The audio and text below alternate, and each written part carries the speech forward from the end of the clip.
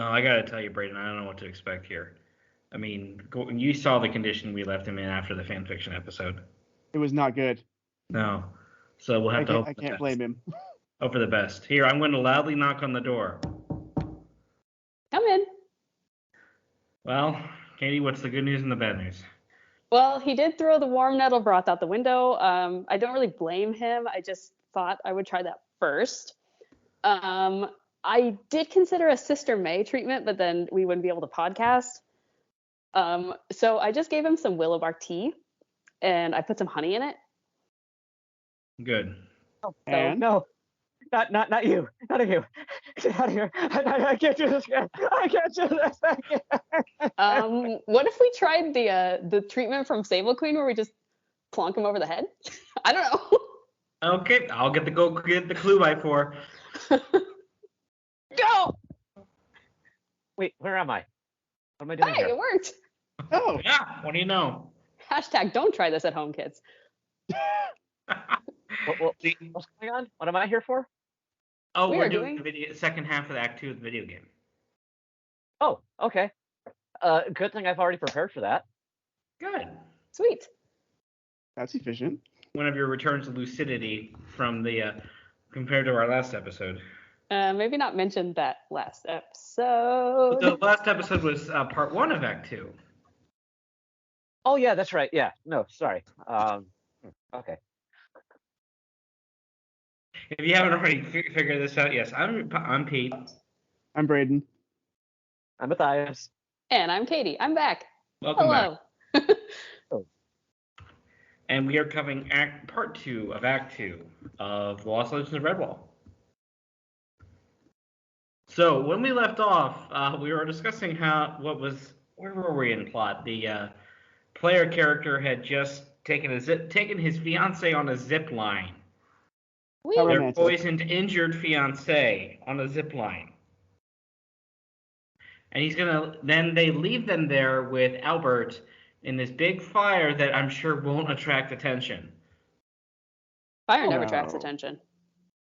Especially not in Redwall. Well, isn't that right, Luke? Luke says Yes. Oh, yeah. So, yeah, I'm sure at some point Martin and Sonny were glaring at Luke in this story, but we'll find out how. So when we left off, yes, that's where the player character was, and they're going to basically find the next way to these healer stoats that they're supposed to be making their way to. And then there's the silhouette of an owl. Yeah. Yes. This section actually has more canon book characters, and I am all for it. Which one's he from? Is it Captain Snow? Yeah. Captain Nice. Snow. His accent's a little hard to place. We're going to get to that in a second, but Captain Snow is in this game, and he's actually wearing some clothing, which is odd choice for a bird. Well, you know. I mean, it doesn't interfere with any of his wings, but almost always in this series when we deal with birds, they don't wear clothes. So, okay.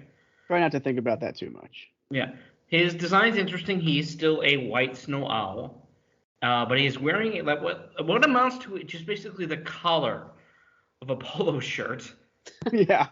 It's in blue, trimmed with gold, and has a blue sash going from one shoulder down to one hip. I just realized it's almost like wearing like a tuxedo t-shirt. Kinda? Yeah. So Captain Snow, and because this is before the original book, he's full-on predator. You have to convince him not to eat you. So, Fun. yeah, I find these decisions interesting. Like, if you go back to the original book, and it has been some time since we covered that, so correct me if I'm wrong. He's a scourge of the forest. He preys on shrews and other associated ground creatures. But I didn't picture him this eloquent. Oh, yeah, he is more than just eloquent. He's Shakespearean. Yeah. No, literal Shakespeare. Interesting. No, he In definitely wasn't opening like that in the book. I will say I do appreciate the combination of the blue gold collar with the blue sash going from one shoulder down to hip, or whatever the equivalent of a bird hip is. Bird hips. Yeah. Anyway, he does look Napoleon adjacent, I'll say. Oh my god. Yes. I just started thinking of like the cliche of someone thinking they're Napoleon in an insane asylum. But yeah. Napoleon Adjacent is now the name of my new cover band. I know, that's pretty good. Was it punk French? Yes. Oh, I was actually going to say, like French ballad reinterpretation of military songs. Ooh. So yeah. So yes, Captain Snow is in this game, and this next segment you have to do this 3 times. Is a dialogue tree where you have to, and just like in the last portion of this act, where you had to basically ramp up your fiance's spirits and not say the wrong thing, and it took me way too many tries to get through that. You basically have to say the right thing to get Captain Snow for him not to eat you. Not once, not twice, 3 times. Oh boy. Hmm. So can you So- get eaten? Well, Presumably. they don't show it. But you Anytime definitely can like die and have to anytime start you over. die in Yes. air quotes in this game, the screen fades out to black and refades in like basically at the last point where you could fix that. Oh, Yeah, and it's the okay, kid so it's telling like, his grandpa, like, that's not how the story goes. oh, interesting. So it's Yeah. like, it's like, here, you were wrong. Do better. Yeah, that Well, exactly. you're a naughty little grandson. You should go to bed. And that's what happened to the hero. He got eaten. Now go to sleep. So I actually had a writing teacher once who was like, don't kill your main character. It's a cop-out and it's lazy. And that's always stuck with me. Yeah, tell that someone to would tell George R. R. Martin that. Yeah, tell that to Yeah, Divergent. right. Now, I have a coworker who's actually like a literature major in college right now. Part of me wants to ask her whether or not killing your main character is a lazy. Yeah. Oh, I'm sure there's many differing opinions.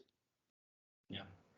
I'm sure. There's been plenty of media that, especially like in this, just basically set up new characters, will take old favorites and viciously murder them in whatever thing. Right? Transformers the movie, and how many kids you caused to cry when Optimus Prime died? Spoilers. Okay, the movie is more than 30 years old. I don't care at this point. Spoilers. Shia Luke's the LaBeouf ones father. are like 20 years old now. Hmm? The Shia LaBeouf ones are like 20 years old now. Yeah. You're welcome. I did say spoilers. Luke's the father. I meant Darth Vader's the father. I don't want the Star Wars fans to come like to my house. No, So- too late. You summoned them. I said it. I messed up. I'm sorry. This hasn't even been published yet. We are speaking from the past, yet they're already on their way to come get you. Yep. Yep. Hey, Star Wars fans. I liked The Last Jedi. What? Come at me. Oh. You see, Katie, I've diverted the angry mob to my house.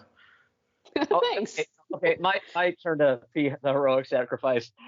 Hey, Star Wars fans, I'm a Star Trek fan. Come at me. Ah!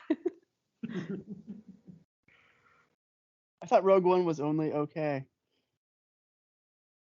I don't I don't know. know. About Braden, that's a strong statement to make about me. I mean, yes, we're totally divergent on a tangent. I loved Rogue One. I thought that was the best one since Empire. So I think overall it was actually pretty good. I have no opinions because I haven't seen any of these. Yeah, I know nothing. so Except fair No, for enough. apparently- here's where I get controversial. You're not missing much. Whoa. Oh, Yeah. okay. We've sufficiently diverted the Star Wars fans. Yeah. But back to Captain Snow. Like I said, you get the whole 3 chances, like 3 hearts, and then based on what your choices are, he may eat you or he may not eat you. And it even like gives the guide to the player from the straight up like he's proud and egotistical. Work with that. Yeah. Stroke his ego, make him feel important. So basically, what I've basically the dialogue choices that will get you not eaten is be butter. You can butter him up a little without obviously being, but you need to be defiant. Like, not insulting defiant to his face, but more, if you want to eat me. Get it over with. Yeah, don't play with me and my feelings here. If you're gonna do it, do it. Yeah. Do it. You Okay, know that's the majority of my Star Wars knowledge, just the internet memes. So, Snow basically makes a deal with the player character that if you give him exact coordinates using the geofencing tool and the spyglass, he'll knock out the vermin that are invading his forest. Question: why doesn't he eat those vermin? Like, I was also wondering, he's flying. Why can't he see them? The plot has to happen. Oh, okay. Yeah. It happened too fast for me to grab like the notes, but he mentions like he's having trouble hitting his targets. That's why he needs your help. I don't remember why. I must have missed that, yeah. But he only knocks the vermin out. He doesn't eat them. But then he still threatens you with being digested. So Mice are tastier, I guess. Possibly. I mean, if we're going to go on, given what vermin normally eat in that way would make up their bodies versus what lily grovers would eat, yeah, that's fair. So, and when I say he's Shakespearean, I meant it. Like there is a full-on well, not quite parody, but more paraphrasing of Hamlet's "to be or not to be" speech. The whole Wow. "to be or to not to be," whether it's his noble to suffer the slings and arrows about righteous fate, or I used to know this a lot better, but he basically it's to eat you or not eat you. Yes. To eat or not to eat. That might have been what he said. So apparently he would get along Oh, I with found Sir to Harry feed the or Moose. not to feed. That's what it says. Oh, okay. Yeah. And at that point, he also mentions Henry V when you come to the last section of the vermin he needs to knock out but good, when he does the once more onto the breach, dear friend. Oh, yeah, I knew that was a reference. Yeah, but I was a Shakespeare nerd in high school. I still am to a degree. So this is before the events of Redwall, right? Uh-huh. So between this and Redwall, he became a lot more plain spoken. Mm-hmm. He did. Maybe I want to. Go ahead. Maybe Summer Games is just, fanficking too hard. Well, don't say that word, Matthias. You might relapse. Wait, what? What's going Nothing. on? Okay. Drink your tea. Does this smell like ether to you? Oh no. But I among all the Shakespearean quotes, tell me that's not a Doctor Who reference when Captain Snow straight up says Alonzi. I would not know. The 10th Doctor, for the record, David Tennant. That was like each Doctor has like a noted catchphrase. Ah. So that being said, and then we get through all this segment, and Captain Snow's like, "Okay, get out of my forest and don't wait around because I may change my mind about eating you." Which I think is what he said to Matthias as well. Something like that. Yeah. Well, that's consistent at least. It is. Pardon the traffic behind me. It's all right. I've got If sirens. you're wondering about my mic quality, I'm actually podcasting not from my regular system setup. I'm house and dog sitting this weekend. So anyway, but when you come back, your player character gets back to their fiance and Albert to find they've been captured. Oh, of course. And they've been captured because the player character lit a big fire to keep his fiancée warm. And again, Mark and Sonya are now glaring at Luke.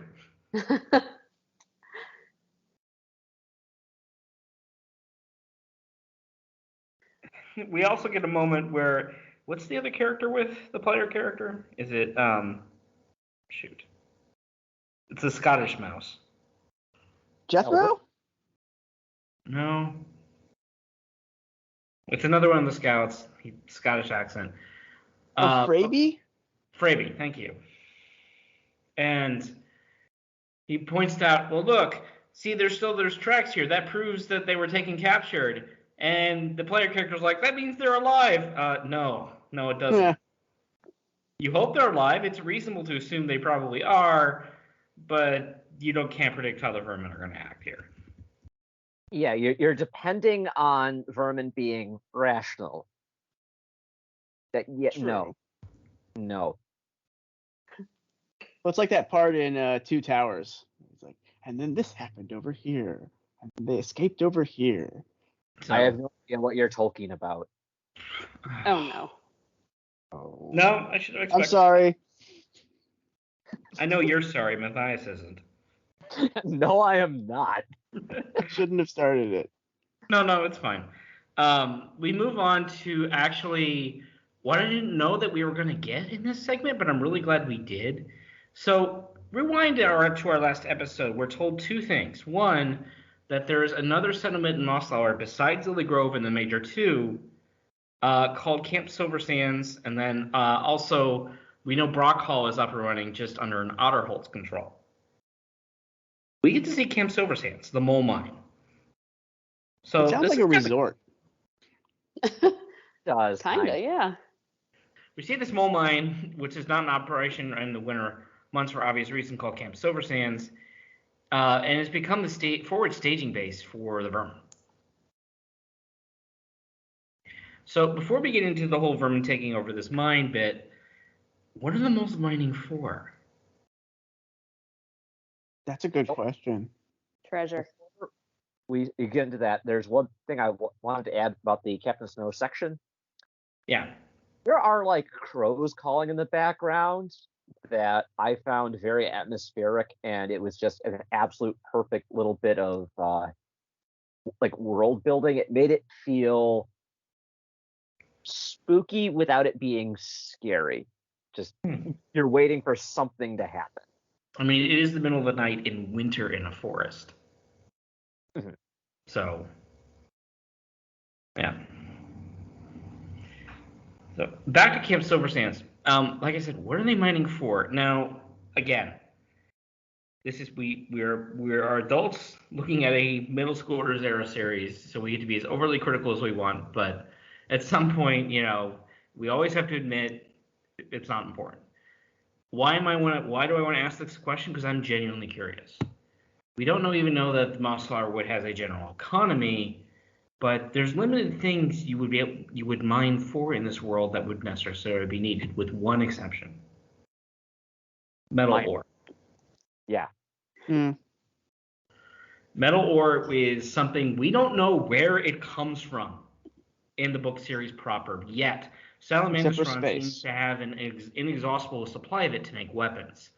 Redwallers do a small bit of forge work themselves, and vermin have to get their weapons from somewhere. Mm-hmm. So a realistic answer, in my opinion, and my colleagues can disagree in a second here, it's metal ore of some kind. Probably iron, maybe copper. But, yeah, what else could they be mining for? That makes sense because moles never really seemed like they were interested in treasure. No. Much less you could trade those metal ores to those two centers of power pretty readily. Mm-hmm. I will say, given the nature of the mole we're about to encounter, it seems like a halfway point character-wise between like a hobbit and a dwarf. So, I'm sorry, you broke up on the second one. Can you repeat that? Oh, halfway between a hobbit and a dwarf. So definitely the architecture leans into not only are moles really good at like digging, but they're also good at crafting. and mechanisms, all very much the standard fantasy dwarf tropes, while having, more hobbit-like personalities. I don't know. Now, Well, there is the corps of engineers, basically. So I mean that's pretty much established. The Yeah. formal and crew, almost regardless of every book they're in, that's their job is engineering. yeah. So yeah, I buy that. Yeah. Also, if you think silver sand, if you imagine like a beach made of sand that was silver, you would be pretty quickly thinking, oh yeah, that's metal dust of some sort. Which is probably, hey, yeah, they break all this down and put it into a crucible and then pop out ingots or something. I don't. We don't know that there is a forge or there isn't a forge at this camp, because what we see in this place proper is you see the exterior of the mine, you see and then you see internally to the building, a few of the buildings.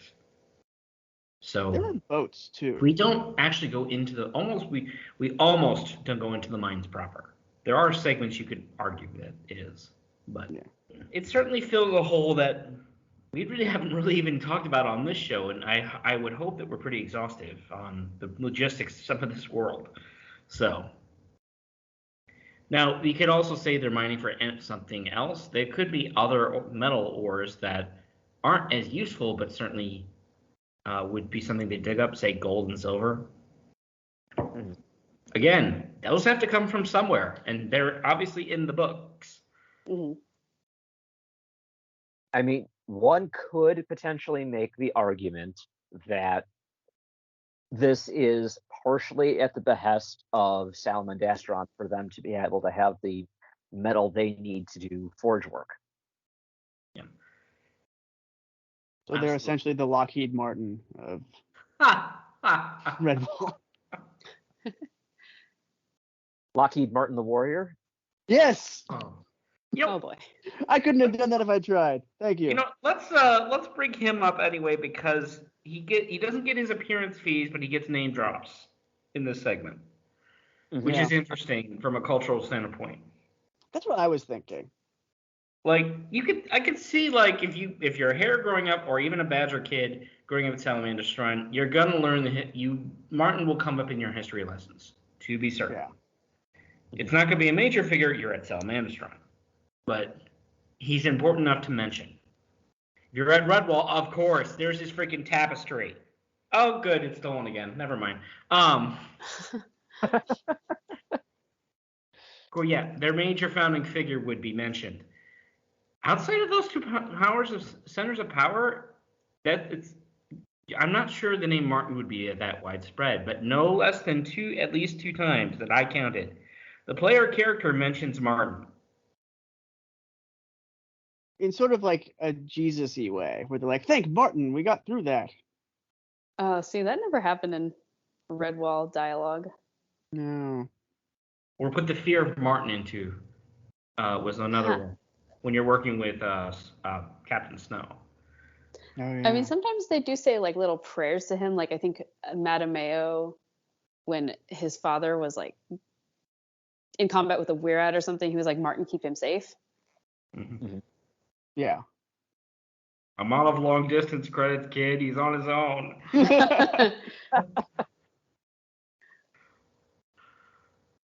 But yeah, it just struck me like, why are they mentioning Martin? Other than he has to be in every Redwall product at some point.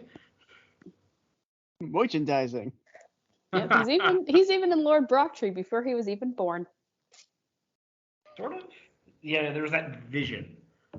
Yeah, it's like a carving on the wall of a mouse with a sword. I don't think his name was mentioned, but he made his appearance. Well, at one point, Brocktree gets really drugged out, and he mentions a warrior mouse, but we don't know the name.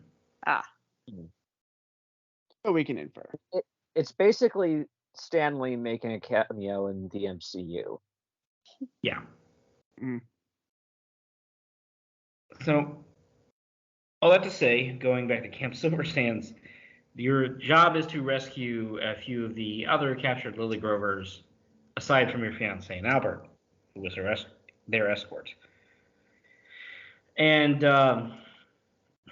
Yeah, you're basically inside these prison tunnels. I'm not sure why the moles have a brig, but they do. So, or you could argue it's like locked rooms that they keep the more precious stuff in, but still, moles have jail cells. Okay. Interesting. Yeah. It says wider implications for capitalism in the Redwall world. I'm just saying, maybe it's the drunk tank if a mole gets parties too hard. That's actually what I was thinking. I don't know. There's part of me that's thinking, obviously, in this expanded Redwall universe, there's a more thriving outside of Redwall and Salamandastron people live community thing happening. So I'm Yes. wondering if they have more nefarious woodlanders showing up being like, hey, can I help? Here, let me help myself to what you have laying around here. So, I mean, we joke, but Goff was a thief. Oh, yeah, good point. yeah. Granted, Euphis. he used those thieving powers for good, but he's still a thief. Yeah, I think Euphis was more gray than Goff because I think Columbine did mention that he would never steal from a Woodlander. Mhm. Well, that's technically true. Yeah. Right, Tim White? So you literally, the next whole segment of this game where you're in the prison tunnels is all more stealth, and we all remember, if you'll remember how good at these I am. I'm not. I am terrible at stealth. Give me Master Chief any day. But yeah, it's the whole misdirection. You distract vermin, and then you do something to disable them. So Kevin McAllister would be very proud. Oh, yeah. And there are mine carts in a video game. We all know what's coming. But wait, you invoked Home Alone. Now I'm wondering what a Redwall version of Home Alone would look like. Well, we kind of already saw that with the Dibbins all the way back in, was it Mario or Bellmaker where they cut the ropes? It was Mariel, and I think the main character of Home Alone though would be Dwapple from Marl Fox because he just seems like the perfect evil child to think of all these things. Yeah. Chaos incarnate. So we get some interesting names of the prisoners that the player character frees. First, Foxglove. I did a double take at that, not because it's not. It's in line with what Brian would do for naming structures. Foxglove is a plant name, and not a mouse name. Mm-hmm. But I did in my trivia full brain did a double take because I was remembering, and God help me, I don't know why I remember this. He's a minor character all the way back in Chip and Dale's Rescue Rangers. Oh, wow. Yeah. Thanks, Brian. It'll come in handy someday. Yeah, for There are this. some weird things you remember from your childhood, like, okay, why do I remember this? How is this relevant? I don't know. This is kind of a thing in the Midwest called trivia nights, where people put those random neurons firing in your brain to use, and it's usually done for charity, but it's like eight or more tables of people, and they have you write down answers to questions. Well, The that's a winner good usually enough gets a purpose. prize. Winning team gets a prize. So, but it's not just Foxglove. We also hear Columbine is a name that's used, and we don't know if that's a relation to the actual Goff and Columbine, but yeah. Yeah, I thought that was an interesting choice. More to the point, we also hear, and this could be as more mundane as, say, Cops and Robbers, but one of the mice characters mentions, like, this is real now? This is like when we were playing mice and rats as Dibbins, and I'm like, wait, what? I mean, I assume that's in-universe, non-racist cowboy and Indians. Again, I went for Cops and Robbers because I didn't want to, but yeah. I got a kick out of when you're talking to one of them. It says, "What would you like to talk about?" And he goes, "What is it? Others, rats, Never mind, and enslavement. Well, I mean, they were about to start a new career that they didn't exactly sign up for. Yeah, true. It feels very abrupt. Yeah. So the video playthrough, yeah, I'll get there eventually, guys, I promise. That I watched didn't exactly go through all the entire dialogue trees. They tended to go right for the direct approach. So I don't know what would have been said if you asked those two freed mice about enslavement. They're mostly like, it was terrible. They made us haul rocks. But you know what? Considering the attitude of one of these people I rescued, he deserved it. Which one was that? What's his name? Brunak. Oh, Bruni. Yeah, Brunik. That's it. Who's Yep. super ungrateful to be rescued. So now it's yeah. There's also Ichabod later on, who's just the absolute worst. Oh, is that the one I'm thinking of? Maybe. Yeah. But- He's the one that's in love with one of the two sisters and is totally failing at being like, no, I'm not. Why would you say that? A song from Hercules. I won't say I'm in love. Oh, exactly. Yeah. And I just love how blind the enemy characters are here. Like when you're doing your distraction tactics, like at least the video version I watched, he was more likely to be caught by scent than sight. Oh, totally. Yeah. So it's surprisingly easy to keep the rats distracted for quite a while to get in position to drop the sandbag on them or something. So one point I definitely want to mention, we hear rats just talking to each other at one point, and the three rats that are talking to each other, they're like, yeah, so they're outlining that some of their own species can be cannibals towards other woodlanders creatures, like good or vermin, and that they're messed up. Like these rats are, they're working for Clooney and they'll commit murder and theft, but they have standards. Draw the line at cannibalism. I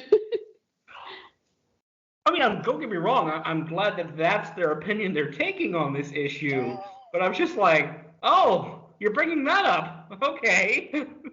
Mm-hmm. So, two cannibals are eating a clown. One looks at the other and says, "Does this taste funny to you?" Wow, we had the same reaction there. Yeah. We did. But I always again, thought that one's funny. So this keeps going on as you go through the prison tunnels, and then you find Albert and your fiance character are otherwise elsewhere, but everybody needs to meet up at the mole's storehouse, which apparently the rats haven't gone into yet. Fair. But then you meet the best character in this entire section, and the first non-mouse on the good side that we actually get to interact with. Yeah. I love him so much. He's amazing. Yep. Glimber, is that how they say it? Yes. Yes. Glimber, he is a mole, and I love his voice actor. He has the mole speech down pat. Absolutely perfect. That's Oh, yeah. awesome. Yeah. And he is hiding in a barrel. And he is taking a very sensible attitude to this, which is straight up mole, that the rats aren't going to find me here, go away. Well, we found him. Yeah. But he is basically betting on he can stay hidden in this barrel and stay quiet, and the rats will never find him. And let's be honest, given the normal caliber of what we know Clooney's army is made up of, he's probably right. Seriously. Probably. But if he's wrong, that's disaster just waiting to happen. Yeah. So shooting a mole in a barrel. Oh no. Oh no. I thought I was the terrible one here. I mean, you are, but that's not important right now.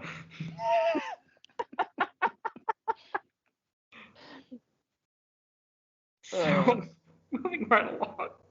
You do another dialogue tree with 3 chances to fail. That to essentially convince Glimmer to help you out. Which this one was easier. Much. Just the art made more sense. Can someone take point because the dog is eating her food? If it's within mic range. Sure. And then this one, it also felt like you get to be very consistent with like the selections of how to get him to convince him to do things for you. It's like, do you want to be helpful? And then he says, I don't know, I'm scared. And then you go, do you want to be helpful? He says, I don't know, I'm scared. And you say, you get to be helpful. And so apparently this is, this is his character trait. And I actually thought that was, good writing, or at least for this level. You need to make him feel like he's going to be, not just a burden, because that's why he's staying there. He's just like, I can't do anything.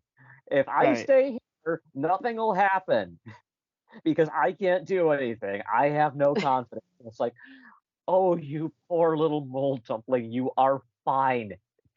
Come out of your shell. You are okay the way you are. Aww. Right. Yeah, and I thought in terms of like the values of Redwall and its characters, like this was a very good straight line down what we're usually looking at. Mm-hmm. So yes, we get him to come out of his hole. Sorry, you were saying. Yeah, I also like that he gives us some great little insight afterwards. At least the video I watched went into the entire dialogue tree. We get some great exposition and world building about how mole society works, which was absolutely fascinating.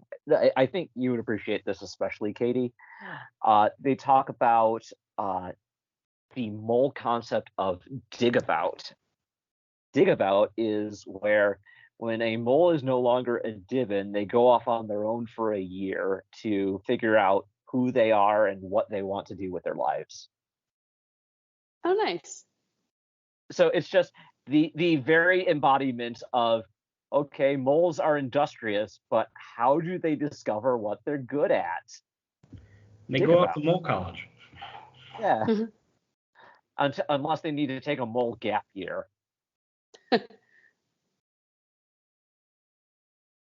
But yeah, I really like the idea of Digabout, and it really fleshes out the world, yet feels consistent to something that Brian would have written. Oh, yeah. Totally. I mean, that's a mite better than the Otters, who just have a party every couple of years. I mean, I can respect their lifestyle. Otters like to party. Exactly. Otters are like the frat bros of the Mossflower world. No. No, that's the God tribe. Oh, yeah. Yes. My bad.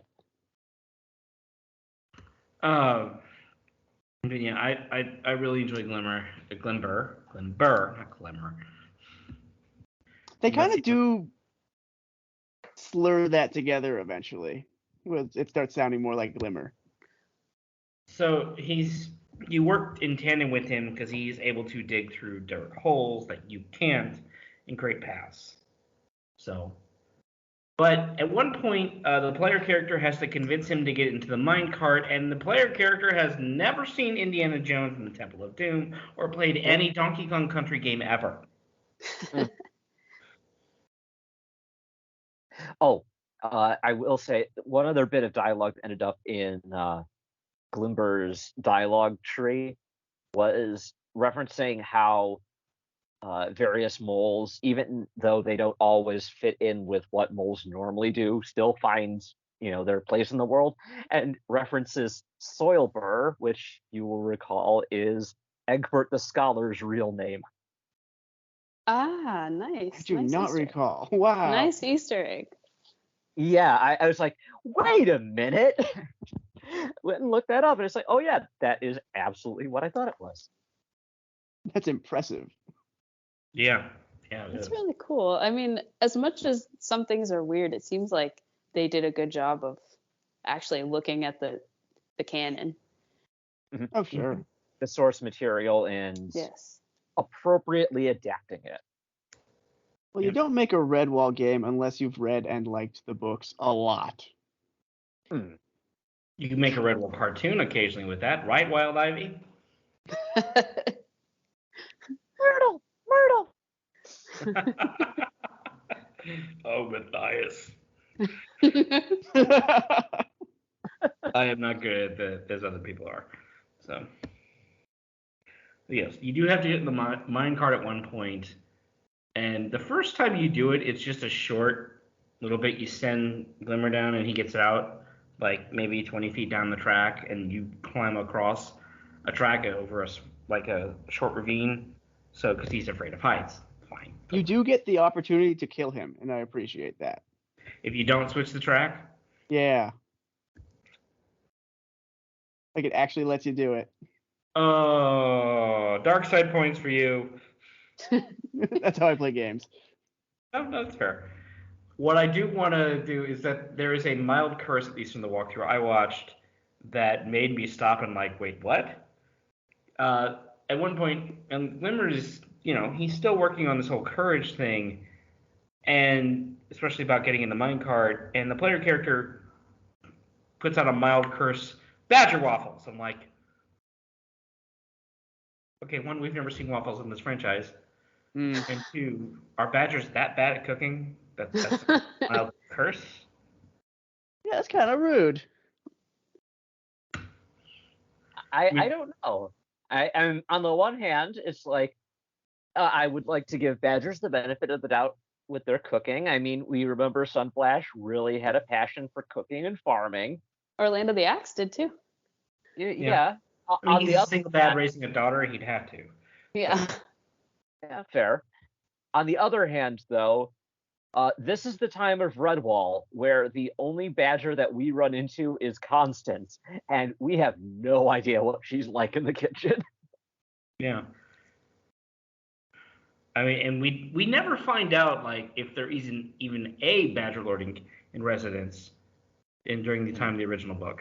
But I remember in Matameo when the birds were stealing Martin's tapestry, Constance was in the kitchen volunteering, and when she went out to deal with the problem with the tapestry, she had some scallions in her paw.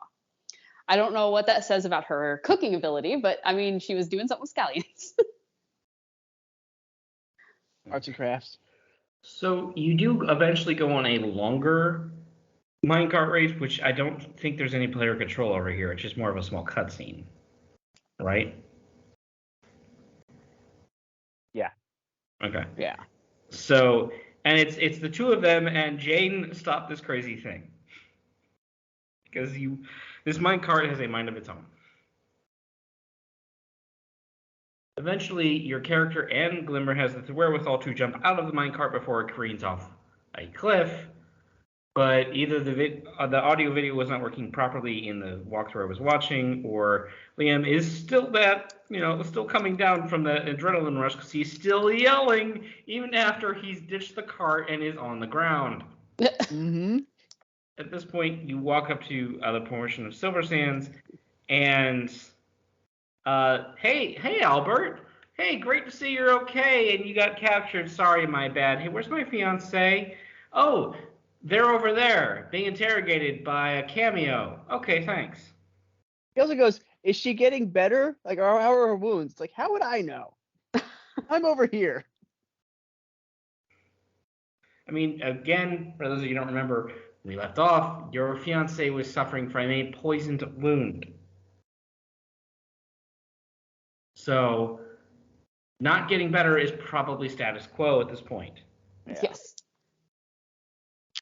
And as I seem to recall, it was a bite from a were-it with really bad oral hygiene. Yeah. Oh dear. There's a Komodo dragon / where Yeah. at.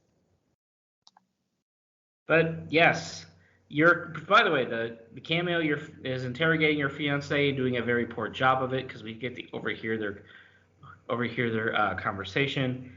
It's Cheese Thief. Oh boy. I missed that. And he is in a fabulous red coat. Oh yeah. Like not bright red, but red enough that you could see it at a distance. There's the part of that whenever I hear Cheese Thief, all I can hear is from the cartoon Clooney yelling, "Heads will roll for this, Cheese Thief, Cheese Thief," because it makes me so happy. And Cheese Thief apparently has no talent for interrogation. Because, I mean, don't get me wrong, the dialogue is on a loop while you do your thing. So eventually we'll cycle around depending on how long you take. But all he keeps asking your fiance is, where's the key? Presumably to the pantry? But storehouse, we don't know. I need cheese. He does. Yeah. I need to thieve some cheese. So, and he also says at one point, like, if we come back to Clooney with no supplies, we're all dead. Clooney gets a name drop. Aha. Nice. I am going to have to leave around 7, just to let you know. Okay. We'll keep going. We started at I will say the looping dialogue in the video I watched was very conspicuous. I think I heard it at least 4 times in total. Interesting. It wasn't a particularly long dialogue loop. From what I remember from various games, Radiant dialogue can be very hard to put together because it's like, how do you mix and match things to make sure that the whole thing sounds cohesive yet doesn't sound like, yeah, we're just playing the whole thing on a loop. I get that it's hard, and I have nothing but respect for Soma Games for the effort that they put forth, but I do know I have played games that do have much, much better looping dialogue that doesn't sound like it's actually looping. Or when you become aware that it's looping, you're still getting new tidbits. Yep. That being said, your job as the player character while your fiance is being interrogated is you essentially are opening the air vents from the storehouse into the general open space. With the idea here is that you and Frabie are working tandem to the smell of food is going to waft out and distract the rats. All well and good. Why have the moles build the air vent controls into their roofs? Yeah. It's like dead center to their building roof, and to flip the switch. Just an odd placing is all I'm saying. They have a flair for the dramatic. I believe this is where I invoke the trope of gameplay and story segregation. Fair enough. Sure. Yeah. This puzzle was hard. Mm-hmm. I swear I did it right like twice and it just didn't like me. What happens if you get it wrong? Nothing. Nothing really. You just keep wandering around trying to figure it out. And slowly, your fiance is slowly dying. Yes, exactly. Yeah. I mean, I don't know what's worse at that moment, the Poison Moon or having to listen to the same dialogue from Cheese Thief. Right. Oh. Look, he wasn't exactly a master strategist in the original book. He's certainly not that here. No. And the next section, when you finally do all of that, you meet everybody you meet in the storehouse, and then Liam's like, "Okay, we're getting the heck out of here." And but the other people are like, "Hey, these are supplies we can use, or at least deny to the rats, because they're going to turn around and use these for their conquest." So the next section of the game is you inside the warehouse, guiding the group of mice up to the ladder where they can climb out, all while dropping more barrels on the rats. And I honestly started to get the Arkham game vibe, because you were literally on the rafters stalking the rats. Yes. Well, they're a little less aware, but yeah. Yeah, you got Arkham vibes. I got Deus Ex Human Revolution vibes. I don't know why. I never asked for this. I mean, it would have been kind of a nice change of pace to not just use your slingshot to drop things on the rats and actually, go full on Batman. Yeah, But right? no, they're keeping consistent to that, and I respect that. Well, that's also way more resource intensive, I'm sure. It is. I'm not denying that. Okay, now I just want to see Liam like bungee jumping off, grabbing a rat, and stringing them up from a rope. That would be great. I'm Because you do Batman. have X-ray vision, just like Batman does. So, and then while this is going on, at least in the first section, the rats are, and you can hear them consistently in the background, trying to break down it. Let me check my notes here. Oak door. I've said this on podcasts before, but oak is one of the hardest, densest woods you can get. Mm-hmm. Like, They explain that in the dialogue that it's like, oh yeah, it's made of oak, so it's going to take them longer to break through, but they still somehow manage to break through. they do. And they practically particleize the door when they finally get through it. Grond. So, but they do get. But I'm just sitting here like the door is oak. They're not getting through that. They do, but yeah. And we get the next book is the rats spread out, and this is where you do your Batman section. And we hear repeated mentions from Cheese Thief of, find the mice, or I'm going to put your head on a pike. So he's definitely on the bad side of urban HR. Yes. Well, he's upper management, Oh, that's true. He's an officer, so Or is that middle management? middle, definitely. Yeah. Well, in That's report- definitely middle management. So he's like upper middle management. Well, since we know the Weirette was in charge of this raiding party, and Cheese Thief is here, so presumably Cheese Thief reports to him. Sure. But also, we don't know what's going to happen with the Weirette because it's not a canon character. So I'm going to guess it gets defeated at some point, fully and completely, and Cheese Thief gets to take over his job. And I mean, it's not like the Weirette's going to show up for a last-minute chase sequence, right? No. that'd be strange and weird. And everybody hates chase scenes in video games. Mm. So eventually, you do manage to roll a barrel straight on Cheese Thief's head, and he should be very dead, like extra dead. Yeah. This is a heavy food barrel that the player character rolled on top of him. Like Is it even a heavy barrel for food or a barrel for heavy food? Wait, I said I that mean, right. it is. I mean, even Lieutenant Worf took an injury now and then. Come on. Yeah. I've probably brought this up before, but there's a medical history podcast I listen to, and at one Christmas type time they did Home Alone, and how like the real medical consequences of all the stuff that they would do. Let me guess. Harry and Marv would be very dead. Yes. Yeah. What is this podcast? Now I'm curious. It's called Sawbones. Okay. I've seen. I've heard of this. I've seen a Yes. YouTube equivalent of ER doctors watching a Home Alone and just the shock on their face. Yeah, it's very good. I mean, I would guess it's the equivalent of me raging at the fact that Redwall's library is terribly kept. Yes, or me watching like legal shows and being like, that's not how that works. Oh, hush, Lily. So, yeah, I do love that his even subordinates are like, "Oh my God, Steve is dead." Oh wait, he's breathing. Yep. I'm happy. Maybe this is why he's seemingly dumber in the books. That this barrel to the head took a lot out. Ah. Don't worry, kids.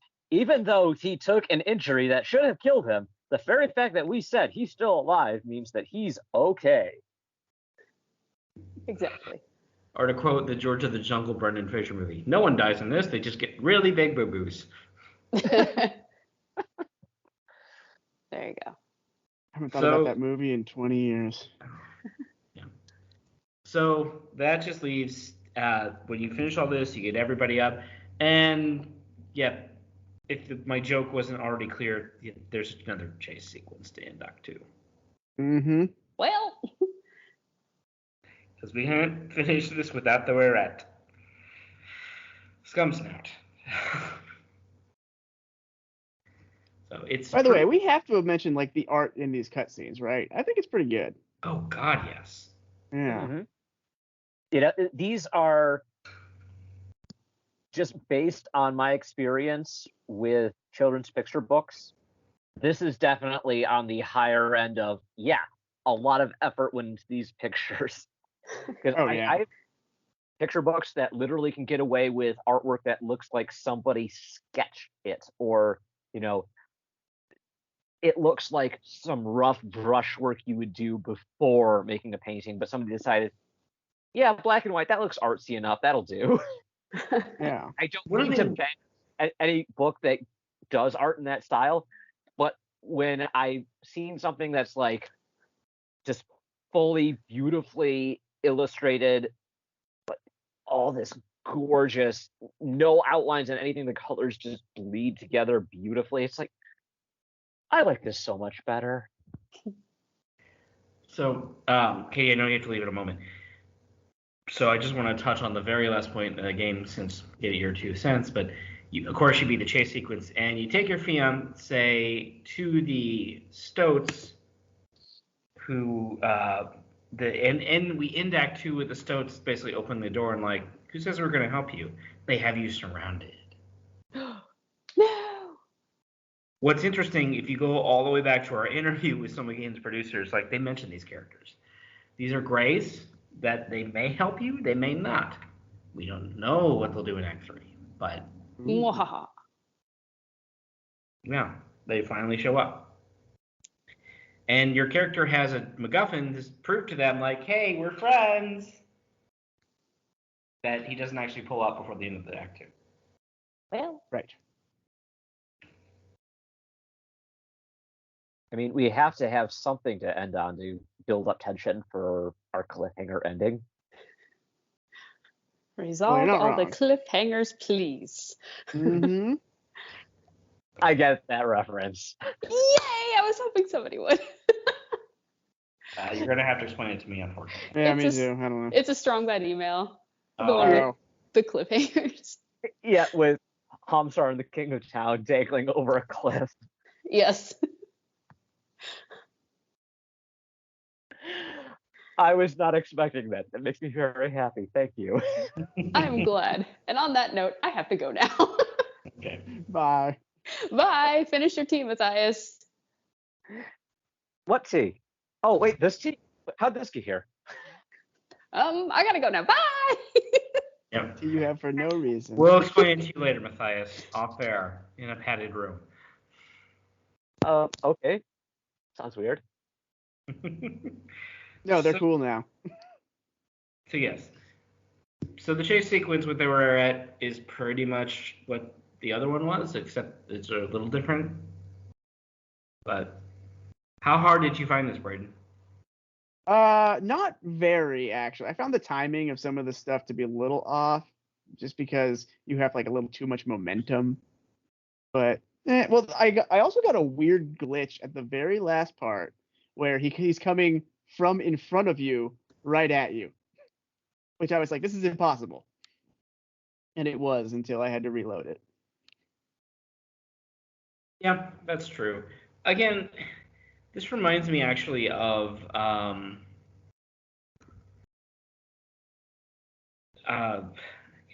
very first Spider-Man game for the PS1. I don't know how many people played it, but the final boss, well, not the final boss is Carnage. But the final scene is an escape scene where you are running for your web-headed life from a symbiote, the Carnage symbiote, that has infected Doc Ock. And it is one of the most terrifying things I've ever done in a video game. Oh, I bet. Like, if he catches you, you're dead. And you actually get like see his tentacles hit your neck and for a second, and then it goes to black. Ooh. Yeah, this one's not as hard as the first chase sequence. And I'm also, like the rest of you, I was a little over it at that point. I'm like, I don't want to do like I like the rest of the game, but I didn't like this part. I was like, no, I don't want to do this again. Yeah, I don't have a really high opinion of on rails chase scenes because it's like, let me put it this way: if you fail at it, you're bad, and you have to keep being bad until you either get good or the game takes pity on you and after like 6, 10, 12 failures, and it's like, do you want to skip this? Yeah. Oh, that's the kind version of those games. I've had plenty of games I've played through my life, all the way since I had systems back in the 90s that, oh, this sequence you had to get down, whether through sheer memorization, and you do it until you get it right. Animaniacs on the Super Nintendo and Conker's Bad Fur Day, I am looking at you. And some of them, when you keep dying in the loading screen, they start giving you hints. Because they're like, you're terrible at this.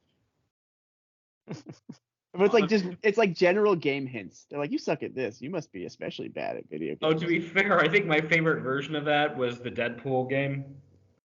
Like every time he would die, he'd have some snark at you. My favorite was, so I'll see you when you reload, and that was it. Oh, Ouch. rude. And accurate. Sure. That ends us Act 2. And again, I actually need to play through it and not have it glitch out on me or be in such a... But so far, I still like these games. I really do. Yeah, me It too. may not be the most fleshed out compared to some of the other games, but that's fine. Like you mentioned the artwork. What we haven't brought up so far is that when there's dialogue and you have the in-game models, their lips don't move. Then that's perfectly fine. Oh yeah. So it was funny. I just saw this. Have you seen how that game Redfall is just a giant debacle? Mm-hmm. So apparently part of it is the fact that cutscenes look just like this. It's just these static images, but this is in a game that runs $70 to $100. And like these people, Sona Games, they make more with what they have than a giant studio with hundreds of millions of dollars at its disposal. Yeah, it's like, you know what? Soma Games is, they are what you could consider to be an indie or maybe even a single A studio. Yeah. Mm-hmm. They've done very well with what they've got. Let's put it that way. Exactly. They had limited resources. They used those resources to the fullest and then some. Yeah. Then you look at a game like Redfall, which I'm not even interested in, but I have heard things. And it's like AAA studios have gotten a little too big for their britches. And it's like, as long as a name is attached to this that people know and recognize, they'll buy it. And people keep buying them. That's the worst part. Oh. It's like, you know what? We as a collective society need to be able to say, no, we are not going to spend money on a half put together mess where the suits have decided, no, we're going to cut costs here, here, here, here, and here at the detriment of the experience. Hey, you hear that, Star Wars fans? You don't need to buy the EA Star Wars games when they come out. Or pre-order. Pre-orders are bad. Repeat it with me. We do not pre-order. I subscribe to the Patient Gamers subreddit. Ditto. Yeah. I wait for the dust to settle and then spend $15. I do make some exceptions. I'm not like a super hard fast patient gamer. I do follow a YouTube channel and Twitch channel of a guy who plays a lot of these really great indie games. And you know what? I'm willing to, at launch, put 5, 10, 15, 20 bucks towards a developer who is genuinely putting forth an effort and has made something unique and interesting. And sure. I have been grateful more often than not for some of those recommendations from somebody who actually cares about having a good cohesive experience and can explain why, instead of just, hey, do you want to play the new, 2024 version of this game that's just a reskin of last year's 2023 game, but with more microtransactions? No. And we have come to the end of our gaming rant section of our new video game. One more point. Let's just say the only time I've pre-ordered a game and I never followed up on the order was when the company GameStop was offering free T-shirts. Okay, not free, but paid T-shirts if you reserved a game. They had a Mega Man T-shirt I loved, and I put $5 down for a game I never came back to claim because I was just paying $5 for an awesome T-shirt. Yeah. I actually can't blame you for that. That actually sounds awesome. Oh, yeah. All but right. why for a digital video game when it's just going to be here? You're trying to get some exclusive bonus for a thing that ultimately doesn't really impact the gameplay, or if it does impact the gameplay, that says a lot more about the design philosophy of the producers and that they want to milk more money out of this stuff. In which case, it's like, why put money towards that? It's also going to be part of the Game of the Year edition in 8 months. Oh, exactly. There was one other game I pre-ordered in more recent times, but that's just because I'm an entirely huge Teenage Mutant Ninja Turtles fan, and I had to have my copy of Shredder's Revenge. So I paid $30 for that for day one delivery. Fair enough. I will admit I do have a soft spot for the developer Supergiant Games because they have put out nothing but absolutely fantastic, wonderful games up to this point. So until they burn me on, some bad decision, which at this point I can't even fathom them doing, I have no problem giving them money ahead of time because I trust them. I get that. Yeah. And you even get a few chances after that kind of stuff. I mean, I still play most Metroid games, even if I kind of got burned on other M. So.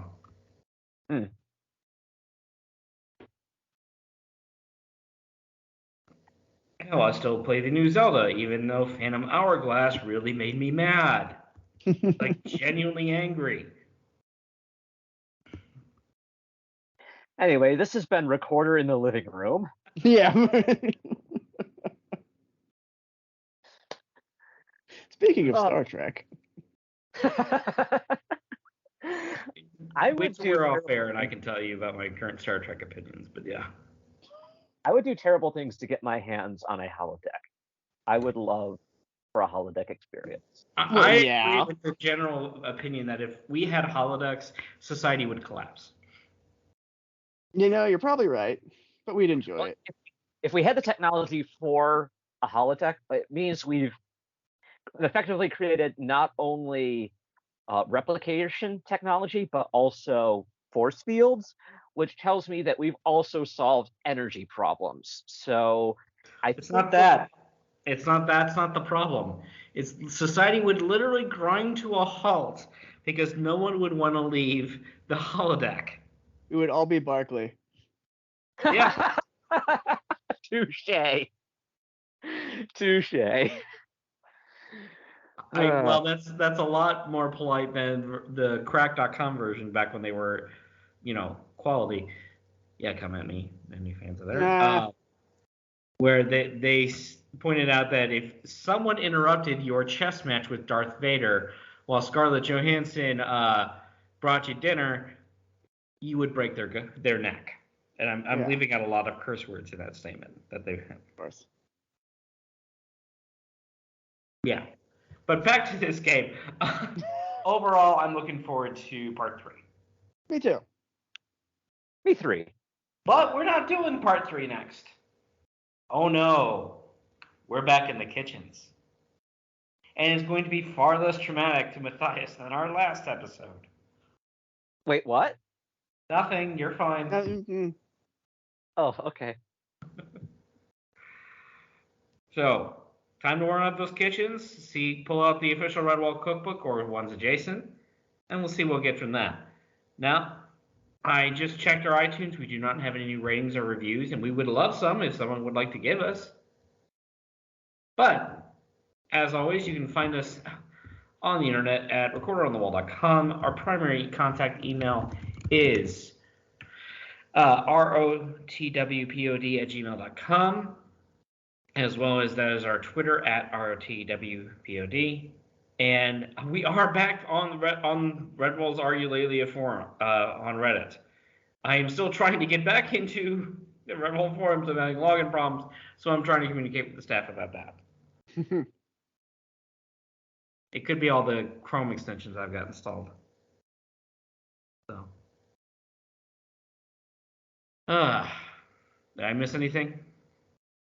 I don't think so. I was just looking for updates on the Netflix thing before we started. Nada. No. Like, even before we were unsure of where this is gonna go, and we genuinely thought this was gonna finish, like, Netflix is the type of company that does the initial announcement, and then you forget about it for 2 years, and then it all comes roaring in. Like, you get exactly. a trailer, and then a trailer, and then a month later it's out. So we still have some hope. We do. As a reminder, listeners, if you're wondering where the Netflix Redwall property is, all we know at the moment is 2 things. One, the original showrunner is no longer attached to the project. Right. Now, that could mean a lot of things. That could mean he just chose to voluntarily walk away. It could mean he got fired. It could mean there were creative differences. We generally don't know. It could mean that he literally just finished what he was signed up to do and just is done. That too. The other thing we know, and this could be related, this could be unrelated, is that in recent months, Netflix has pretty much shuttered most of their animation division. I don't think I knew that. News about 6 months ago. But it's why a lot of their, more particularly their adult animated shows, got canceled. So we don't know if that affects Redwall, their potential Redwall project or not.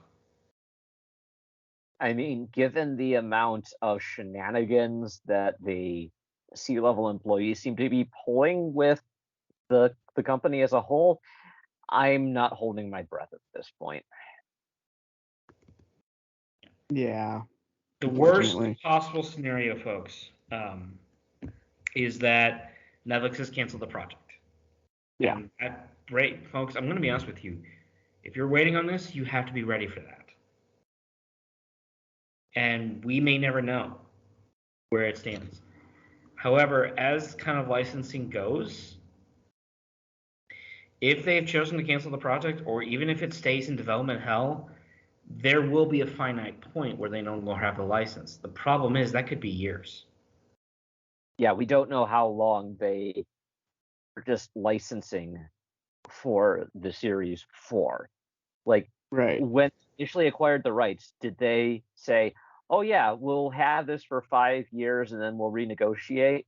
Or did they say, yeah, we're planning on long-term, holding on to this for 10 years, 15 years, 20 years? And it's like, unless Netflix collapses, which, I mean, I guess is possible, they could potentially just hold the rights there kind of in purgatory for who knows how long. I know, if you're wondering, we all, those of you who, minor spoilers here, but those of you who saw the most recent Spider-Man movie with the 3 Spideys, Tobey Maguire and Andrew Garfield returned to that role. That's related to Sony technically still owns the production rights to any kind of movie or TV for Spider-Man. And they're going to keep making Spider-Man projects, whether under the MCU or not, so they maintain the license. Mm-hmm. So is the plural Spider-Mans or Spider-Men? Good question. I would say Spider-Men. Mm-hmm. Because man sounds weird. Yep. which is why I like it. Of course. So that being said, I'm Pete. I'm Braden. I'm Matthias. And we got Well, through this entire episode without him panicking over fanfics. Oh, crap. Oh, Ah! get the net. I'll get the drunk gun.